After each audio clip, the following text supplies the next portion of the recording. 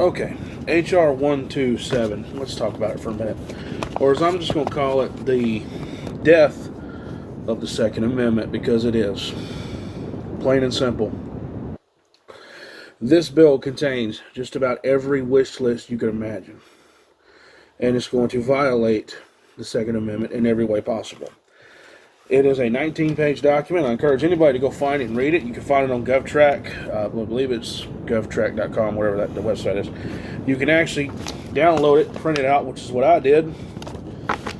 But instead of reading all 19 pages, I have condensed it as best I can between these two. Okay. HR 127, filed on January the 4th, 2021 by Representative Sheila Jackson Lee, District 18, Houston of Texas, which is Houston. A bill provided for licensing of firearm and ammunition possession and registration of firearms and to prohibit possession of certain ammunition. We'll get to that later. Again, she's I think she gets her gun facts from TV and movies, honestly. Or Firearms License and Registration Act 2021. Basically, what this bill is going to do is it's going to take your ability to exercise your right. It's going to put it in the hands of one person, and that is the Attorney General. Now, I looked it up myself, and Joe Biden's pick for Attorney General is Mr. Monty Wilkinson. Now, just so we're clear, let me go ahead and tell you, this is a quote from him. Second Amendment does not apply to assault rifles. But what they don't talk about is assault rifles as a whole. They've already been made illegal in this country. They've been illegal since, what day was it? I've got it right here. May 19th, 1986, they banned the new manufactured sale of machine guns / assault rifles in the United States.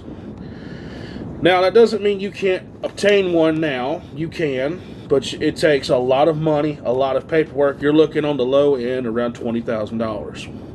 No, I'm not joking. It just goes up from there, and as the years go by, it's going to get higher and higher and higher. Eventually, unless the Hughes Amendment gets rolled back, which I hate to say it, that probably will never happen. Eventually, it's going to get to where they're going to cost They're going to get to where they're going to cost so much that no one's going to be able to afford them, which was kind of the idea. Okay. Now, what this bill will require you to do is it's going to require you to hand over a lot of information to the Attorney General himself for you to have 3 licenses. Your licenses will be a general license, antique firearms display license, and a military-style weapon license. And you also have to carry firearms insurance that you'll have to pay for yearly. So let's get into it. Required information: the make, model, and serial number of the firearm, the identity of the owner of the firearm, the date the firearm was acquired by the owner, where the firearm is or will be stored, and the identity of any person to whom any period of time during which the firearm will be loaned to the person. So they want you, your information, and the information of everybody who lives in your house. Anybody who can gain access to that firearm. Just throwing that out there. And yes, that would include your children. Deadline for supplying your information. In the case of a firearm acquired before the effective date of this section, within 3 months or 90 days of the effective date. So So if and when this goes through, you have 90 days to submit all this information to the Attorney General. In the case of a firearm acquired on or after effective date, on day of the owner acquires the firearm. So after this goes through, that day, you have to send all that in immediately. There is no waiting. You have to send it in. I didn't write it, just reading it the way it's written.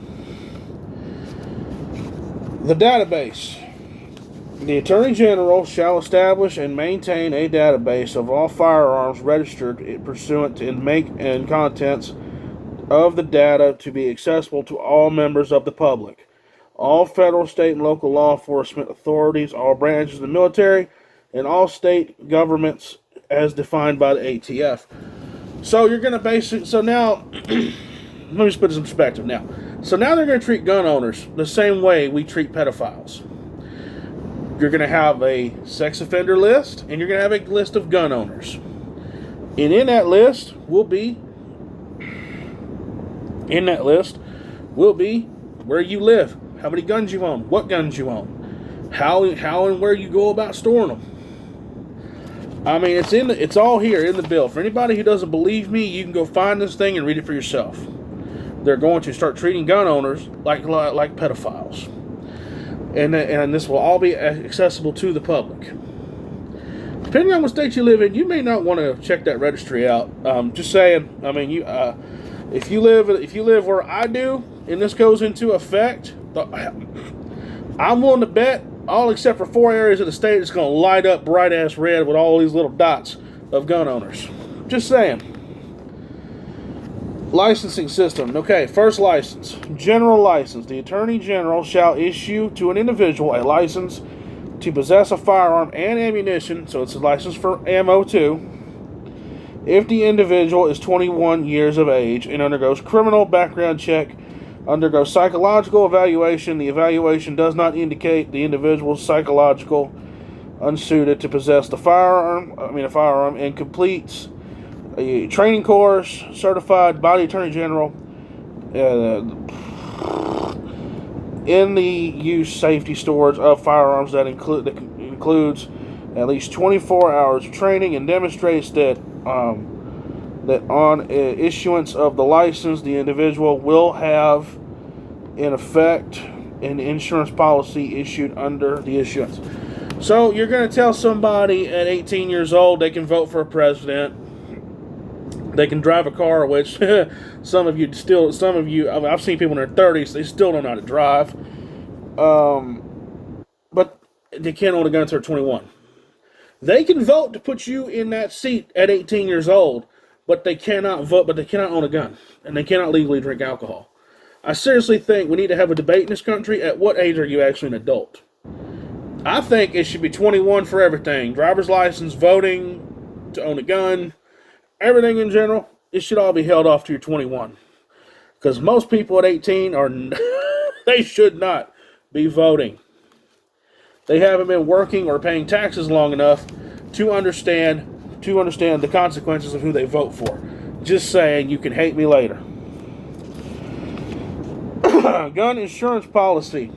Now we're get to the part where they're going to extort you for your money every year. Gun insurance policy. Paid to the Attorney General, directly to him, not the federal government. Fee of $800, a policy that insures the person against liability or losses and damages resulting from the use of any firearm by the person during the 1 year period that begins with the date of the policy issued. Notice they did not include theft. They're going to make a database showing every criminal in the country where your guns are, but their insurance policy does not include death. It just includes for damage and losses, meaning if you accidentally damage your gun or lose your gun while on a hunting trip or whatever, they'll cover that. But if your gun's stolen, they're not going to cover that. Matter of fact, it's here in the bill. If somebody steals your gun and uses it in a crime, you're liable. You go to jail. You will be put in jail next, probably with the person who stole your gun and used it in a crime. This is what you voted for, people. I'm just letting you know. Antique firearm display license. The Attorney General shall issue to an individual a license to display an antique firearm in a residence of the individual. If the individual supplies proof that the individual owns an antique firearm, describes the manner of which the firearm will be displayed in accordance with regulations prescribed by the Attorney General, and certifies that the firearm will be displayed and demonstrates that the individual has provided for storage of the firearm in a safe or facility approved by the Attorney General for storage of firearms. So, the Attorney General is going to dictate how and where you get to store your guns. Awesome. I'm willing to bet they're going to be behind 3 layers of. They're going to be locked up behind 3 separate locks, and they're going to have to be stored unloaded. Just an idea. Military-style weapons license. The Attorney General shall issue a license to own and possess a military-style weapon. If the individual is the holder of a license issued successfully, completes a training course certified by the Attorney General in the use, safety, and storage of the weapon, that includes at least 24 hours training and live fire training. Notice there's nothing in here that says who has to pay for that. That means you do. That means you're going to have to pay for it out of your own pocket. Definition of a military-style weapon as prescribed in this bill, and yes, they did include a long list of guns. Pretty much, if it's black and scary, has a detachable magazine, it's on that list. Okay. Semi-automatic copies of automatic firearms or semi-automatic shotguns that can accept more than 5 rounds of ammo. So, if you now own a semi-auto shotgun and it holds more than 5 rounds, you are now in possession of a military-style weapon according to this bill. It can be it could be a regular old semi-auto shotgun that your grandpa used to hunt ducks with, and you put a mag tube extension on it to extend to 8 rounds. Now it's a military-style weapon. Just saying. Now we're going to get to the part that I really think is truly a slippery slope. The psych eval and what grounds they can use to deny you your license. Psychological evaluation. Oh, sorry, I forgot to cover something here. Also, they don't list it in this bill, but again, this is a slippery slope.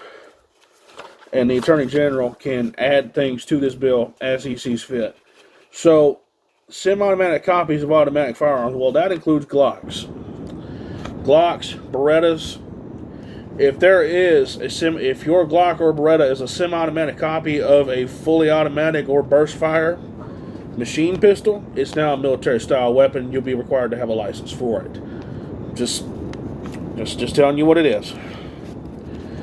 Psychological evaluation is conducted in accordance. The evaluation is conducted in compliance with standards set by the Attorney General by a licensed psychologist, approved by the Attorney General as deemed necessary by the licensed psychologist involved. The evaluation, including evaluation of members of the household in which the individual resides with, an interview, any spouse of the individual, any former spouse of the individual, and at least 2 other persons who are members of the family or an associate of the individual, to further determine the state of mental, emotional, and relational stability of the individual in relation to firearms.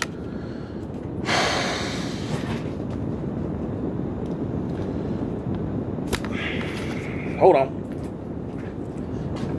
That.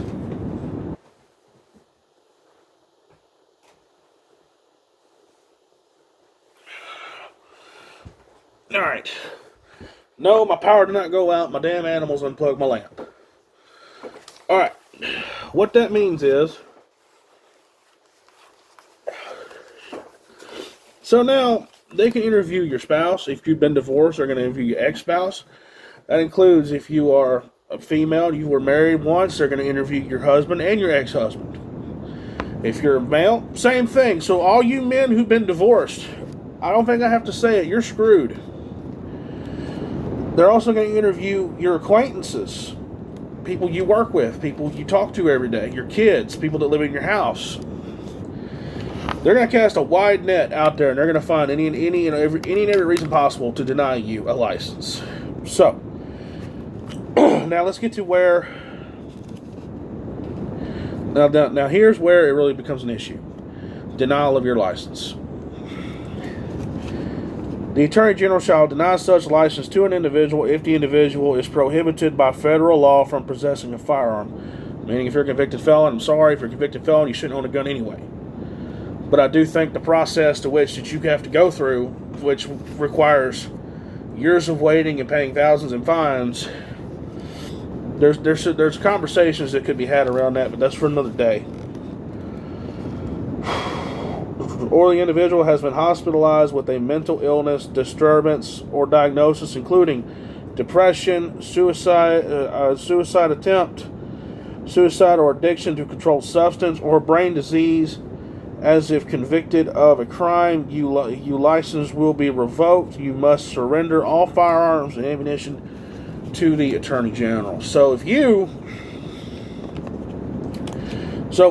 or anybody in your household is diagnosed with a mental illness, depression, have attempted suicide, is documented that individual may or may not be suicidal, they're coming to take your guns. So now, not only is it your health they're going to use the health of your kids, your wife, your family members. If you have an extended family, if you have a family member who lives in your home and it is documented that person is suicidal or suffers from depression, they're going to use that to take your guns. Expiration of license. Instead of reading it the way it's written, I'm just going to explain it in English. For the first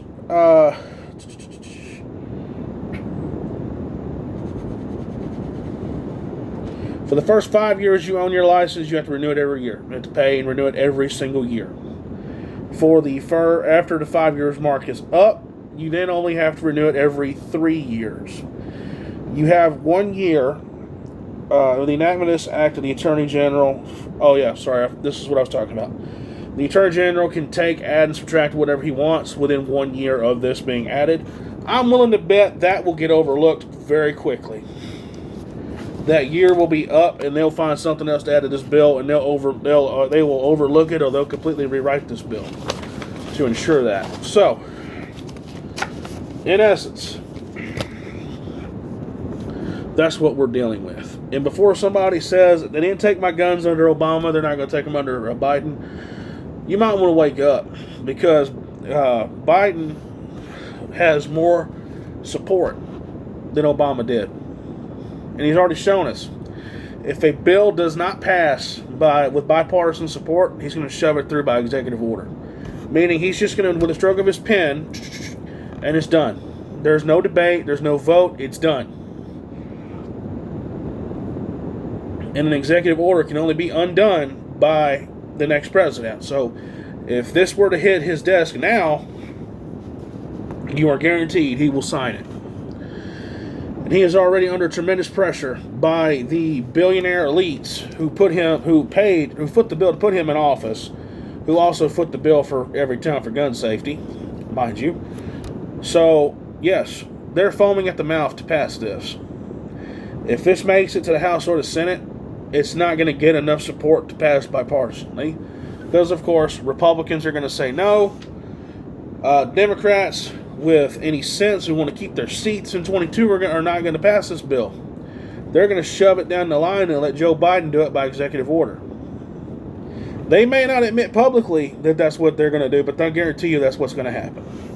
So, I'm not trying to change, enforce, or vindicate anyone's opinion. Just trying to be a voice of reason.